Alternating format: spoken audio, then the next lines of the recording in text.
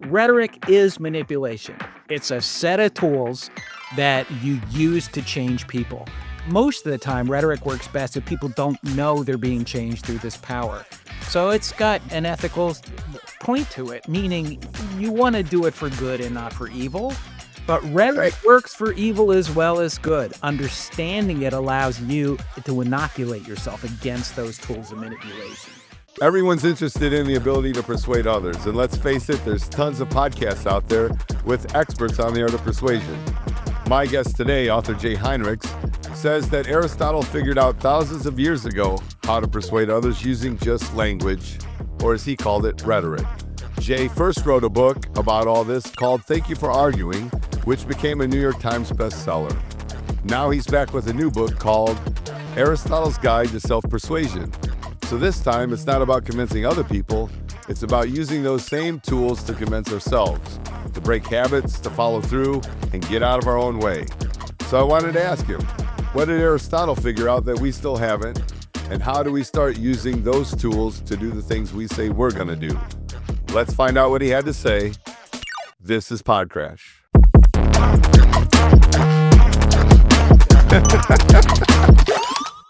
Maybe to start, maybe give us a little bit of your background. I started out as a reporter in Washington, D.C., but don't hold that against me. I then ended up running magazines for a couple of decades, mostly newsstand magazines, nonprofits, and then I quit and started my own company to consult in publishing books and magazines for the most part, but all publishing stuff. And then I also decided I needed to write a book on persuasion, so I did that and then became a kind of consultant for companies that needed to persuade their markets. Oh, that's awesome. Yeah, so you have written multiple books. One of them was a New York Times bestseller, Thank You for Arguing.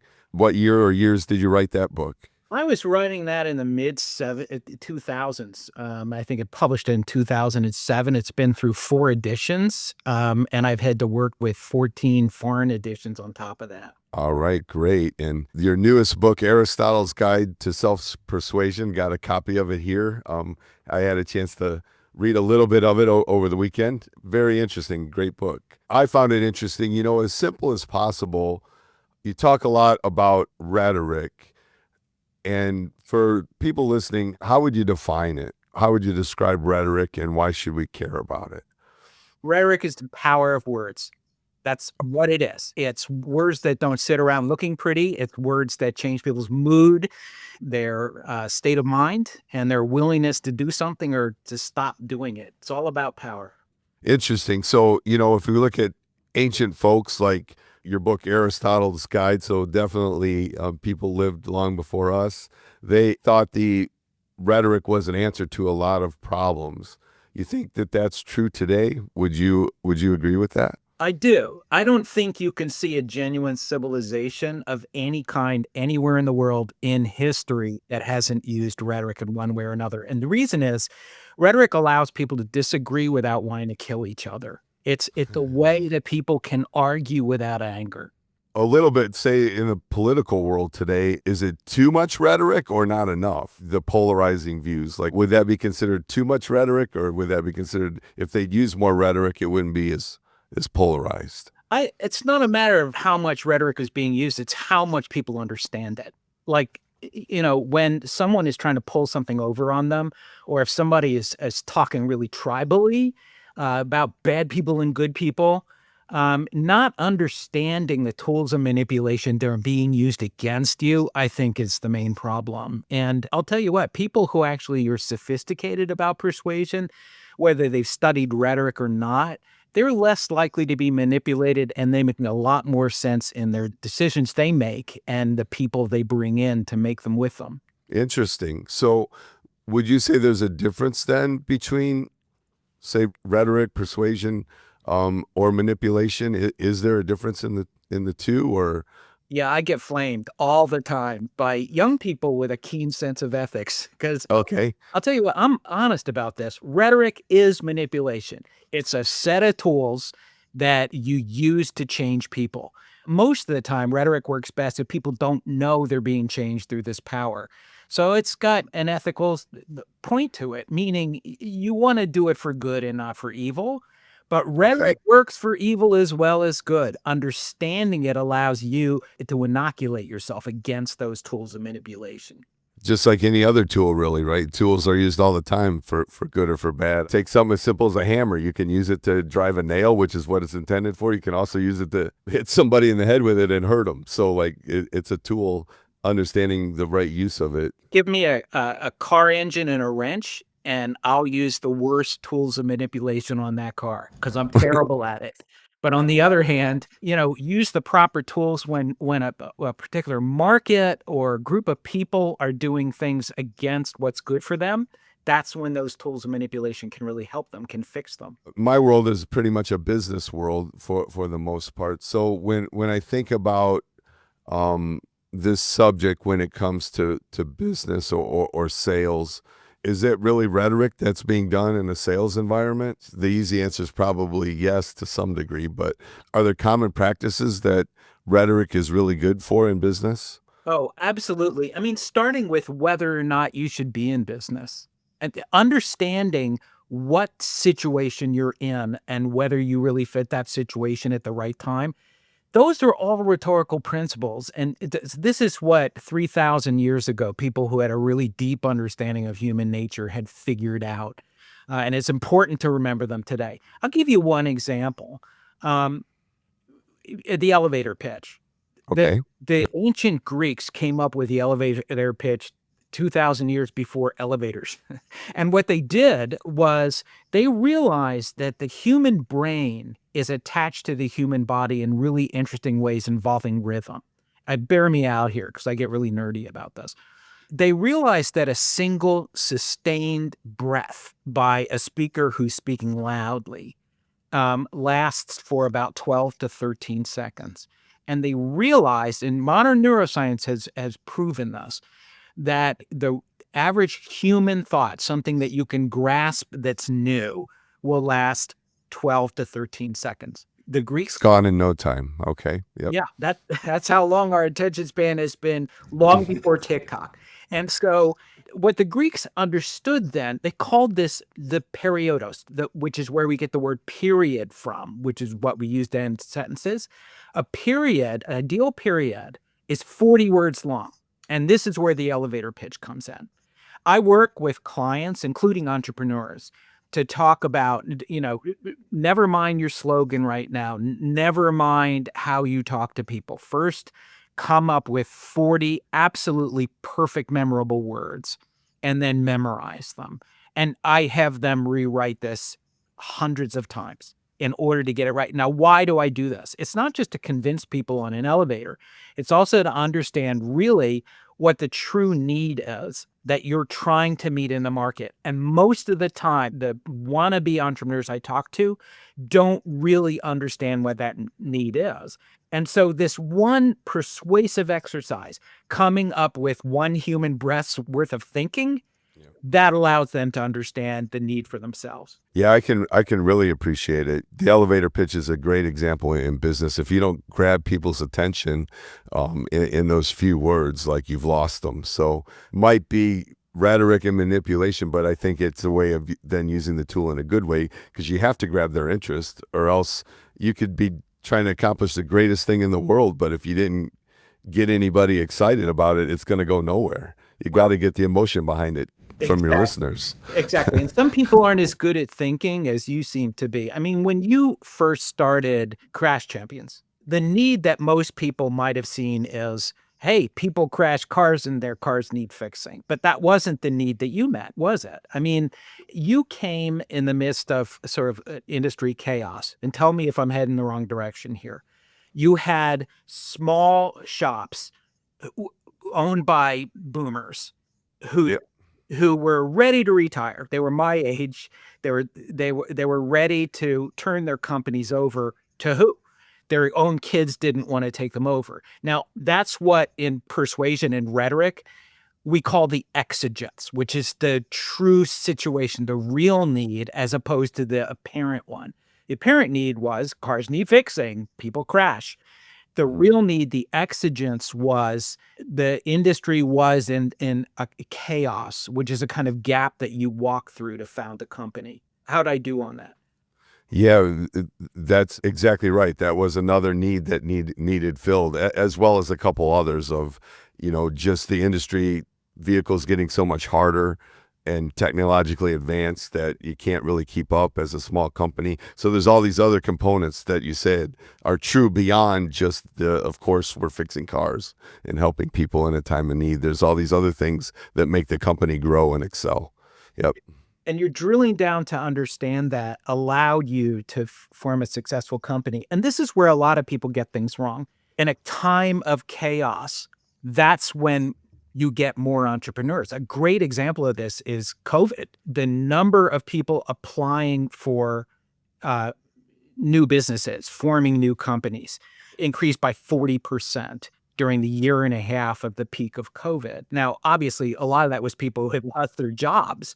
But on top of that, there were new needs that were cropping up in a time of chaos. And this is, the ancients understood this too. They thought chaos came from the Greek word meaning gap. It didn't mean just like whirlpool or something. It meant opportunity, a door that opens because the rules no longer apply. And you can see that the microcomputer, Bill Gates, Steve Jobs came along at a time of real chaos in technology, but also in industry, at a time when most people thought giant computers and terminals were going to solve all their problems. Gates and Jobs saw that those rules weren't applying anymore for a variety of reasons. And that's how we ended up getting, the Macintosh computer and the IBM PC. Great examples. Love it. A little bit of risk, maybe, it would seem to me, in bringing ancient writers, even though what they might say has a lot of wisdom to it. How do you get it to be like appealing to a modern audience? Did you think about that? Were you a little bit afraid of that in the beginning of starting to write books like this? My mind a little bit imagines, man, how do you get ancient writing to be hip for this world today?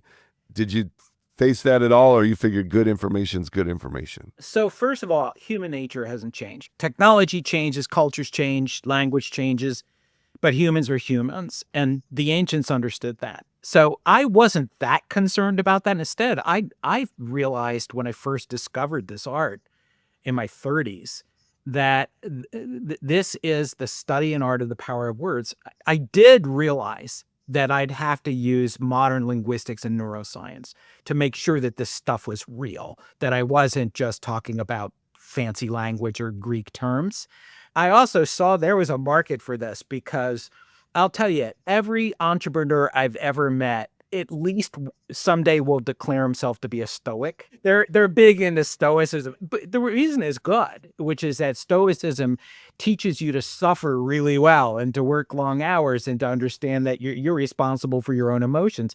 I actually take a different tack, which is that what Aristotle teaches is a lot more sophisticated than simply, suck it up, but to use these terms in order to build trust in other people, which we still need in modern times as much as ever, but also to build trust in yourself and to overcome imposter syndrome and all the fears that come with starting your own company. Very, very, very well said. We're a service business, and the difference is trust is our why. Like, we understand that people want to do business, people want to work for or interact with people that they trust. So like trust is like the foundation of everything we do here. So you mentioning that resonated really well with me. Well, so Aristotle wrote about trust and ways that apply, I think, perfectly today. And I find this really resonates with clients.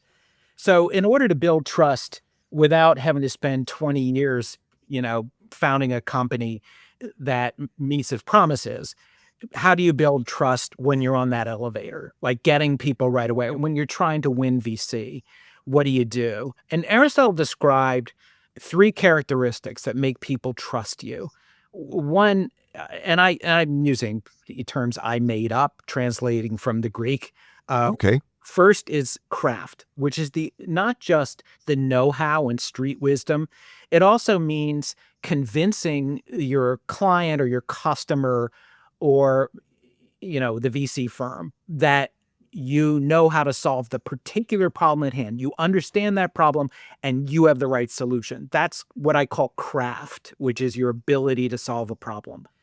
Next comes I like it.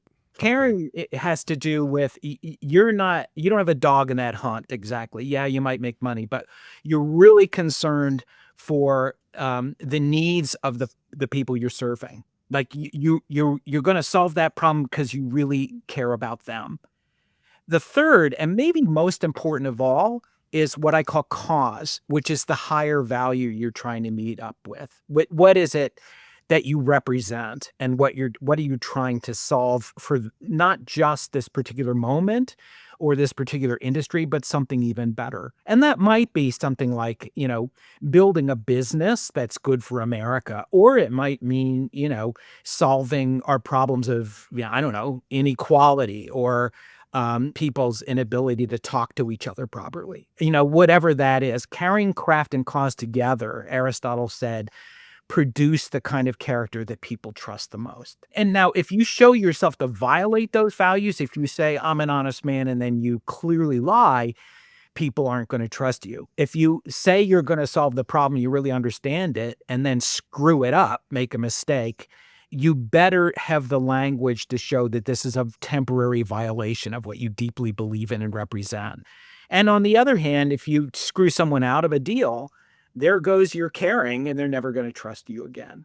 Really resonating with me, because it's exactly what you intuitively do to build the trust. Like, you have to, I call it, the transparency of everything. And that basically is showing the craft of it. The caring, like, you're there to help them. And if they feel that you're there to help them, that's how you're winning their trust. For example, the benefits of blue collar work, and that often is kind of stereotyped in a negative way in society, would be like a bigger cause example that the company's working on. But really, in a quick conversation with people, transparency, letting them know that you have the answers, and then showing that you care about them and their particular situation is super key.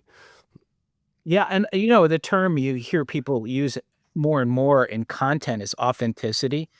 And that's getting to be a bigger and bigger value in the age of AI. And so that's a kind of value when you think about it. Like, you're representing your true self rather than some robot or some fake version of yourself. Great. Want to dig into some of these techniques, but before I go too far, Jay, maybe your new book, again, Aristotle's Guide to Self-Persuasion, what would be your elevator pitch?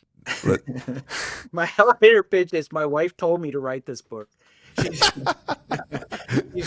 She's really smart. I do everything she says.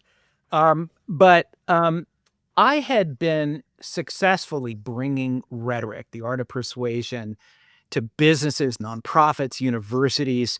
I had helped NASA get 2 MX missiles out of the Pentagon in order to launch satellites. Okay. Which was an act of persuasion that took an entire year. I have helped Harvard fundraisers raise money for the richest institution in the land from people who wonder why they should give money to them. I've helped pediatricians talk to young mothers about what's good for their kids. And so my wife said at the time, this was some years ago, I was feeling sorry for myself. I was in a typical state of a 50-something white guy. Okay. Full of self-pity, depressed. I also had this hip problem that, kept me from going outdoors. And I'm a passionate outdoorsman, or was. My wife got sick of me, and You were turning into like a crotchety old man then. I was turning it like, hey, get off my lawn, And she said to me, I've never thought about applying these same tools you bring to other people to yourself. Can you apply these tools of manipulation to yourself? And my immediate answer was, not really. I mean, rhetoric works best when it disguises yourself. If you're not looking like you're BSing someone, while you are, you're more likely to BS someone. How do I do that to myself? But she had really planted a seed. And so I spent a couple of years doing a deep dive into parts of the classics I hadn't read before and bothering people around the world, deeply knowledgeable people. And then I came across this concept back with Aristotle, where he described this better version of yourself. He called it your soul, which is, when you think of Christians and Jews and Muslims, their idea of the soul is very different from Aristotle's. For one thing, he thought it was actually an organ in your body and wondered where it was. He was describing like the version of you and me that's a Boy Scout. Trustworthy, loyal, helpful, friendly, courteous, kind, obedient, cheerful, thrifty, brave, clean, reverent, to quote the Boy Scout oath. Yep. And he described that. That's what like your soul is. Now, on the other hand, your daily self is anything but, right? So you see yourself in front of a donut. Your soul says, I want you to be fit. I want you to be healthy. I want your microbiome to work properly. And your daily self says, donut. And you eat the donut. And we'll do that other stuff tomorrow. we'll do that other stuff tomorrow. And putting off stuff is what your daily self always does. Whereas that Boy Scout you wish you could see in the mirror, like the fitter, better, nobler version of yourself, that's your Aristotelian soul talking to you. So I thought, what if these tools of persuasion could apply in part to the effort of convincing my soul I'm worthy of it? And in doing that, I can actually get some things done that I need to do. So first thing I did was I realized one of the biggest problems I had putting things off until the next day was I didn't have enough time. I never had enough time. And so I thought, what if I told my soul that I had 25 hours of the day instead of 24? And I applied some tools of rhetoric I won't go into to doing that. And I came up with my own time zone. I call it J-Light Savings because my name's Jay Heinrichs. So I started getting up at 4:30 in the morning. Now, I did that in part by taking advantage of the change from daylight savings to standard time, where you gain an hour. Okay. Yeah. So, and I started out just getting up at 5:30, but then switched again to 4:30. That time I decided was just time for me to meet my soul and get along with it better. I did that starting out just doing things like reading instead of just looking at videos or whatever. And then I worked up into a daily workout. Today, and this is not bragging, this is my soul talking, not my daily self. But this morning, I completed all the work I needed to do for the day by 10 o'clock in the morning because I had spent intense hours for 5.5 hours without any interruption because I did it so ridiculously early. Then I did a workout for 90 minutes and had just enough time to look like I'm clean before talking to you. So, that's great. Now this afternoon, I've got other stuff I've got to do, but the pressure is kind of off. Once I had done that, I realized I could accomplish all kinds of things. And I created another kind of tool of manipulation. And if you don't mind, I'll just mention this one and then I'll shut up. No, it's great. One of the things I did as a total word nerd was I was looking up tropes. What tropes are ways we change our view of reality. A metaphor is a trope. If I say the moon is a balloon, it's not a balloon, but you start thinking of the balloon a little bit differently as something that's floating instead of some planet people have walked on. Okay. Now, I was wondering whether hyperbole is a trope. It's an exaggeration, but it does the same thing as thinking the moon is a balloon. A hyperbole makes you think things are larger. So I was looking up what that meaning was. Total word nerd stuff. Hyperbole comes from the Greek, again, meaning to throw beyond. And I thought, that's interesting. That's not just lying about the size of things. That's implying that there's something bigger ahead of you. And I thought, what if I sort of created a hyperbole I would chase after in the true sense of the word? So I decided that I was limping and doctors were wondering if I'd end up in a wheelchair. My conditions were getting worse. I went to a doctor who gave this ridiculous therapy involving more than 300 shots causing pain to flood the nerves. I won't go into that. It's disgusting. But then I thought, I'm going to do the PT that's necessary. But more than that, I'm going to do training for 4 hours a day. And I'm going to be the first person over 50 to run my age up a classic mountain, which means running it in a few minutes and I'm old in years. It was a goal that only a dozen people had ever done. None of them was near 50 doing it. 2 physiologists told me it was impossible. This is stupid. It's pointless. There's no reason to do this, which was exactly why I thought this is the perfect experiment to see if I could talk myself into doing what was necessary to try it. And so I spent a year doing everything necessary to do that. What happened to my income, I also won't go into. It was awful. My wife was ready to kill me. But at the end of it, I won't give away whether I succeeded or not, but the idea was, instead of being this grouchy old man, I could literally get younger on this mountain, which I figured, when you think about it, is a better measure than just how many, what year I was born in. I also realized that if I failed, I would fail up.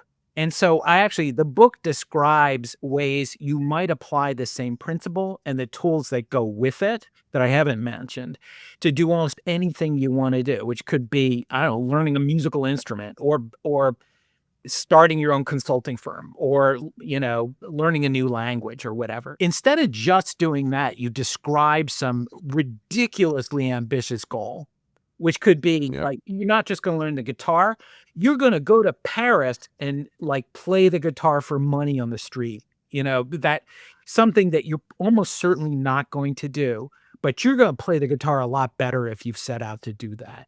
Now, other people have talked about this. The difference is I actually apply the tools of persuasion to talk yourself into believing it's possible. That's great. So I heard you wrote the book because you needed it, and then applying what you were learning and putting in the book, you saw all kinds of practical application and great results from it. So now you're a living experiment to back up the book. Well, and also I now can go trail running, I ski, I do all the stuff I wanted to do. So running up the mountain part of it, that was just the exciting story. But I mean, for me, exciting only to me. But beyond that, I'm better off. The crazy thing going through my head right now, when did Aristotle live? About 2,700 years ago. So, if this kind of information's been around for so long, why isn't it common knowledge by now? It's pretty wild. If we had some pretty good wisdom way back then, how did it evolve to get lost or not common to everybody by now? That's pretty crazy. Well, I'll give you one excellent reason. Reading Aristotle sucks. Well, there's that. even in English. I mean, the thing is that scholars think he probably was just writing lecture notes and not trying to write something that would turn into a book. And it was his students who took his notes and just, copied them over and over again for hundreds of years. So it's horrible to read, and it's easy to misinterpret what he was talking about. The other thing is a lot of people didn't believe what he was talking about until modern neuroscience came along and realized the guy had a lot of points. That being said, a lot of people have incorporated Aristotle into all kinds of things, and we don't realize Aristotle's behind it. I mean, Aristotle behind the Christian religion and every religion, including, Islam. There's Aristotle got incorporated by the Buddhists, believe it or not, in India. I mean, so it's all over the place. We just don't see it as Aristotle, and I don't blame people for not reading him. Understood. So a lot of it's there, and we just don't typically know the source of it originally. Look, the one thing you said that I've practiced for a while now is I'm a big believer in setting unrealistic goals, especially when it comes to business. I always say, the whole you shoot for the stars, you might hit the moon. If you're aim for the ground, you sure aren't going to hit the moon. So aiming way bigger is always the way in my mind for business. Sounds like, again, that's knowledge that they had a long, long time ago. They did. And I see it as like throwing a ridiculously long football. Because you want something you're literally chasing after. So that's one potential difference. Beyond that, how do you talk yourself into believing this? One of the many devices the hyperbole allows you to use is the narrative. What kind of story? You're not just telling other people, you're telling yourself. And one of the things I brought in that Aristotle has nothing to do with, well, I shouldn't say that. He influenced it really heavily, which is Aristotle described every play as having 3 acts. And from then on, every movie you watch has 3 acts. But what screenwriters, modern screenwriters have done is they come up with a beat system. And what they call beats is a series of points, like dramatic points. And there are 5 basic ones that you can use. In describing your hyperbole, what you do is you create sort of a vision that's a story with a great ending, with you succeeding. Now, a lot of athletes use these techniques, but they don't quite use the same narrative techniques. And I found these to be huge. Another thing that hyperbole lets you do is that it lets you to come up with particular language that you repeat over and over in your head. People call these affirmations, but it's a little more than that. They have to do with particular rhythms that the ancients used in order to plant seeds in their head to convince them. And one of them, ancient warriors would yell while going into battle, called the paean. And believe it or not, Madison Avenue has used paeans as marketing slogans with these particular rhythms that drill down into people's heads. And neurologists have been studying now for 20 years. And I use these on myself. And I deliberately came up with these really stupid slogans, I would say to myself, to see if I could actually believe them. After a while, I was embarrassed to tell anybody for years. And some of them actually worked, and they helped me run through pain, deal with suffering, and translate suffering as a kind of skill. A little bit of an affirmation or a slogan you tell yourself to push through when you wanted to give up or quit. Yeah, and so you see this in this combination of short and long syllables, and I know I'm getting really in the weeds about that. But you'd have to read the book to know exactly what I'm talking about. The New York Times came up with this slogan, all the news that's fit to print. And that exactly follows the ancient Greek that warriors would chant while going into battle to give themselves courage. And there's a reason for that acts in weird ways in the brain that neurologists have affirmed as a way to convince yourself. The weird thing about the ancient warriors were the word paean, which it now means like praise of someone, actually was a prayer to this god that would protect them. So they were basically yelling, please, dear God, don't let me die. Okay. This was a chant that then has sold potato chips, junk food of all kinds, and gotten people to buy cars. I mean, the same sort of rhythmic language has done the same thing. Super intriguing. My maybe other hang up in my head, what I'm trying to think about is I can think of all kinds of examples where I know that I should work out more. Let's use something simple like that. Okay, don't need persuaded in that, like I definitely should do it more. Like I know it. Like how do you get past the willpower or the lazy, or is part of the persuasion you're speaking of also building a desire? Because lazy would seem to trump logic. Oh, such a great question. So there are several answers to this, deeply persuasive answers. One is stop thinking about motivation. You'll never find it. Like that's not what you want to do. And so you're not going to do it. There's no question. So don't try to motivate yourself. Instead, and Aristotle described that Aristotle was the philosopher of habits. And if you read deeply into his philosophy of habits, you realize what he was really talking about is how to make them easy. And he was definitely not talking about motivation. He was talking about the opposite of that.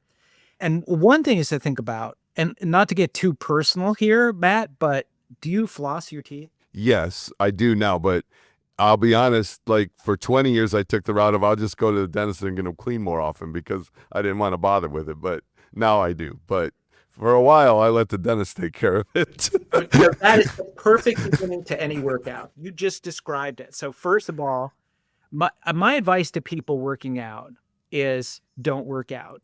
And by the way, I have clients who run gyms, and I actually have sportswear companies I work with. They don't like that advice then. Don't work out. They love it. So Okay. one of my latest clients is this guy. You should talk to him. I mean, he would be great on your show. Marcus Wilson is his name. He's a co-founder of No Bull Shoes. Okay, we'll make a note of it. Yeah. I'll tell you what. So when they first started shipping these shoes, which is hugely successful, you talk to any CrossFit guy and ask if he wears no bull shoes, and he'll say yes, well, 9 Okay. times out of 10. They when they first shipped these shoes, they called this company No Bull because all the other shoe companies were saying, "You wear these shoes and you're gonna, be like Michael Jordan." And they shipped these shoes with slips of paper in them saying, "These shoes won't get you fit."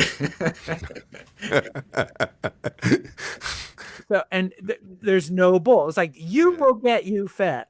But in order to begin that, the way I put it, and I practice this myself, it's really easy. Don't work out. The first thing you do is carve out your workout time, but then spend some weeks not doing a workout. Instead, read about workouts or watch video workouts. Get it in your head that that's your tribe. Once you do that, then start a workout that's no more than 10 minutes and gradually build on that. Now, Aristotle came up with his theory. I call it the lure and ramp. The lure is, picture yourself as way fitter than you are. And by the way, you look great. It's the cameras. It's the cameras. I don't know. You don't seem to need it. But for those people who really want to get fit and don't have the motivation, none of this has to do with motivation. It has to do with a lure, which is, okay, you want to get fit for whatever reason. Make sure you understand that reason, by the way. And one of the best reasons is looking great naked. That's a perfectly good reason. A better reason maybe is being healthy, but go ahead with looking at yourself in the mirror.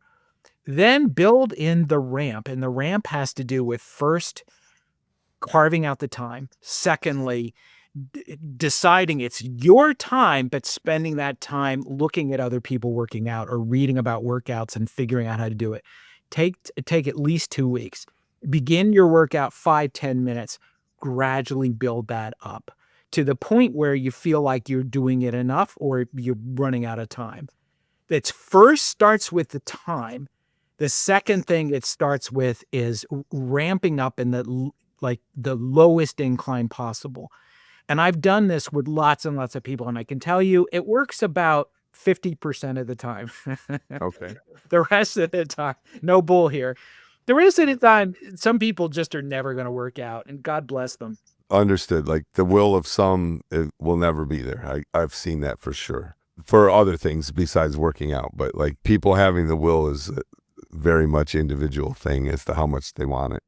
The other thing is how you define yourself. And this is back to Aristotle's soul. You actually can move the needle a little bit on your self-identity. So a lot of people will say, I use as an example of how to persuade yourself, napping. Napping is one of the hardest things to do, in that people will say, I don't nap, as if that's like their genetics don't allow them to take a nap. Other people will say, for workouts, they'll say, I don't sweat. You especially hear women say that, I don't sweat. And it's like, well, you don't now. So that's absolutely true.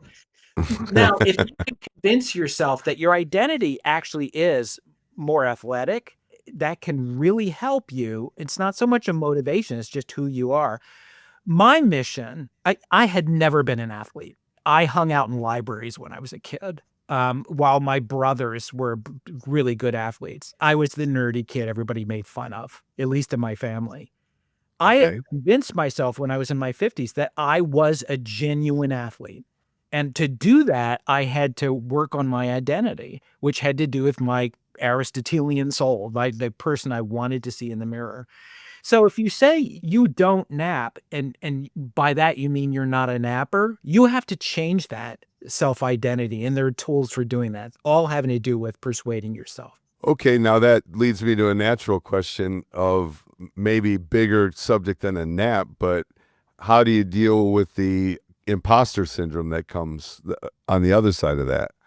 Yeah, this is trickier, obviously, but it also has to do with repeating things to yourself, these affirmations.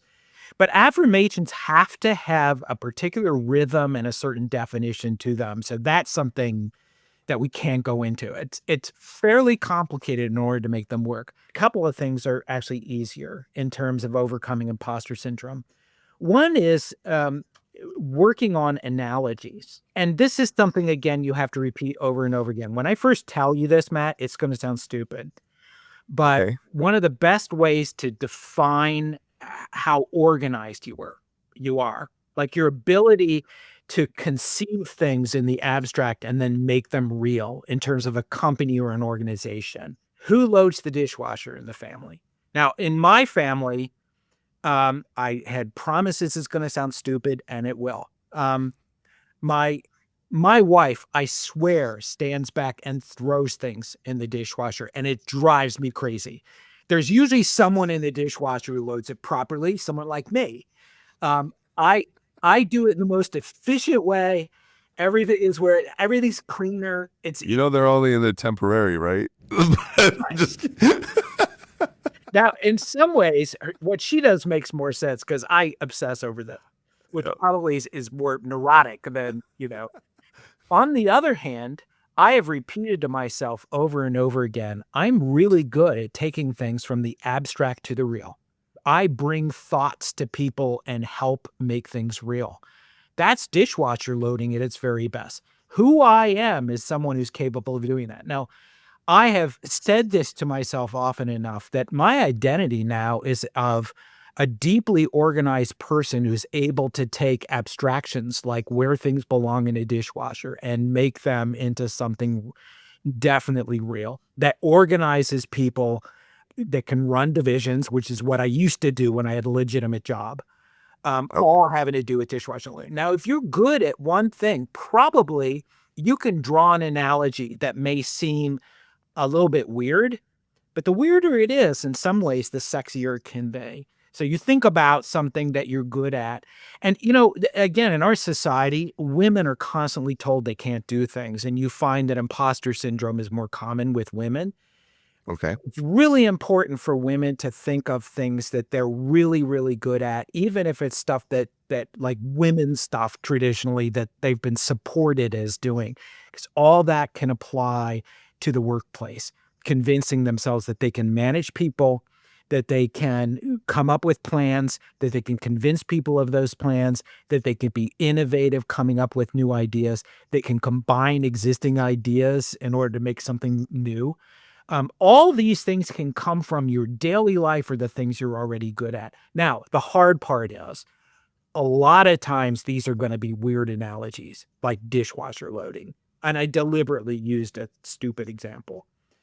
It's your Makes them memorable too, though. makes them memorable and you can tell a story around it. The first thing you do is you talk about it ironically and you sort of laugh at yourself while you're doing it. Repeat it enough and all of a sudden you're starting to think maybe this is real. You're changing your brain and your self-identity. You talk about approaching a problem or a conflict, and the approach mistake we make a lot of times is in the tense. In other words, past tense versus present or future. Maybe talk about that for a couple minutes because I think it's helpful.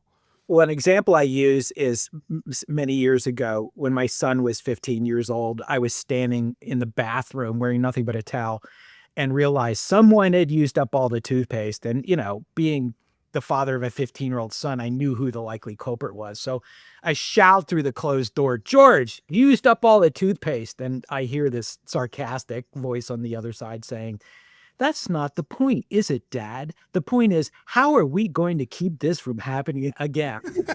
Now, I didn't realize he'd actually been listening to me while I lectured about rhetoric for years over the dinner table. So I was kind of like flattered.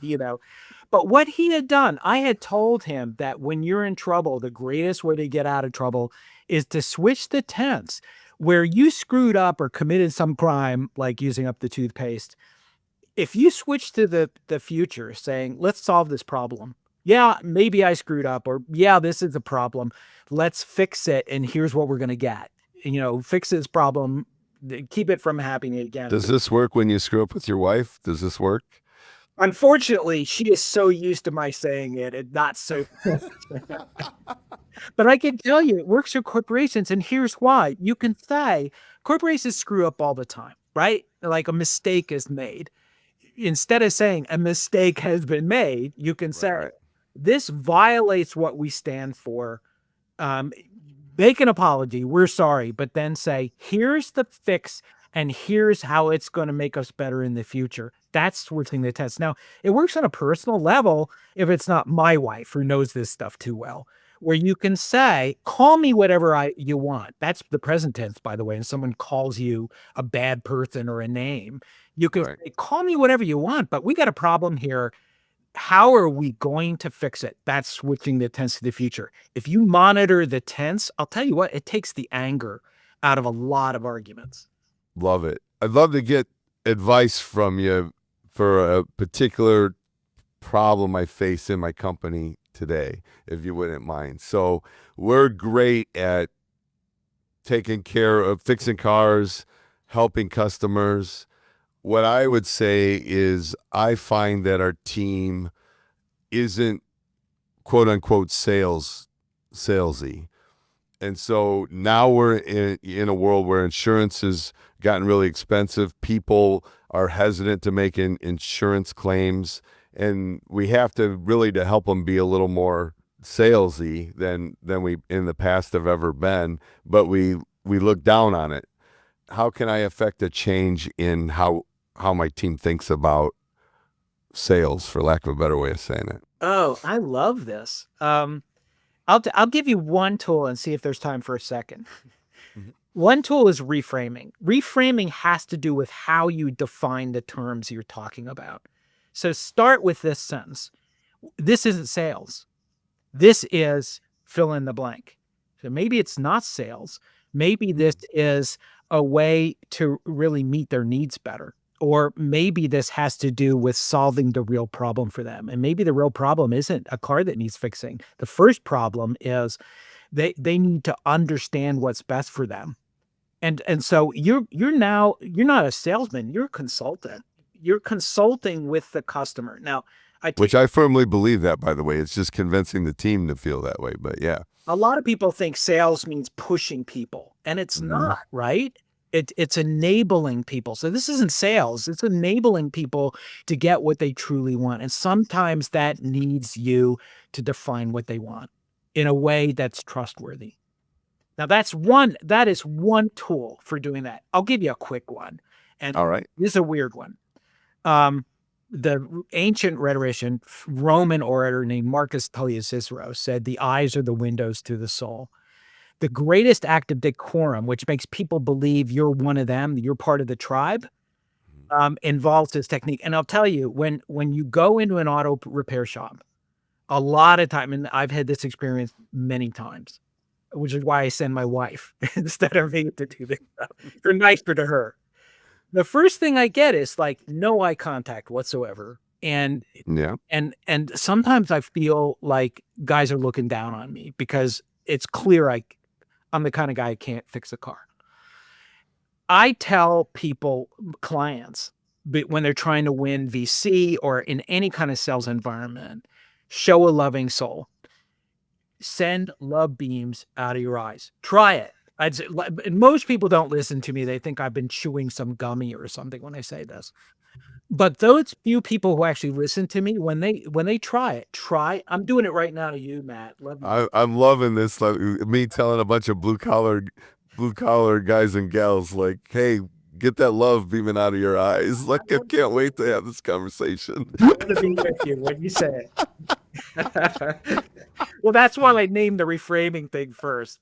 And I'll tell you, most people will. I'm supposed to be like persuasion boy here, and I can't convince most people to do this. But I'll tell you, as a privileged 7-year-old guy who makes up not your kind of income, but a fairly high income, I find it more and more difficult to deal with clients, most of whom are now younger than my children. How do I get them to think I'm one of them without trying to use their language or, try to dress like them or whatever? None of that's going to work. Instead, I tell people before I talk to them, I'm going to love these people. And it's amazing how people can love you back. That's awesome. I do believe people mirror how you treat them. So yeah, that's perfect. Closing question. At PodCrash, we're all about championing people. And so we like to ask guests, and give them a chance. If there's a person in your life that you would love to champion right now, if we give you the little bit of time to do it. I'll name a person I would love to champion. His name is Robert Bonazzoli. He counsels people in deep need, and he's one of the great mentions. And he has great thoughts to bring to people and no time to do it. But he's somebody people ought to pay attention to, and you can find him online. I'm not pushing his stuff. He's not a client, but he is doing good for the world. Oh, there's so many others. I wish I could name, 10 of them. People who just truly care about what they do, as you clearly do, and are doing their best to make the world better. Yeah, appreciate you picking one out of again, there's always people struggle with narrowing it down, right? And then there's the obvious one, you can pick your wife and make her happy, but I almost did. I love to see what people throw out there. Jay, this has been fun. When we first talked about this idea, I was like, boy, I wonder how this is going to go, because it's a deeper subject. So you get nervous when the subject might be a little deeper, but I really enjoyed it. Thank you for doing it with us. Oh, this is one of the best. Thanks for this. And I hope your podcast just goes to millions and millions of people. You deserve it. Hope so too. Thank you. I hope you enjoyed this conversation. If you want more PodCrash in your life, which of course you do, make sure to like, follow, and subscribe to us on YouTube, Apple Podcasts, Spotify, or wherever you get your podcasts. Catch you next time.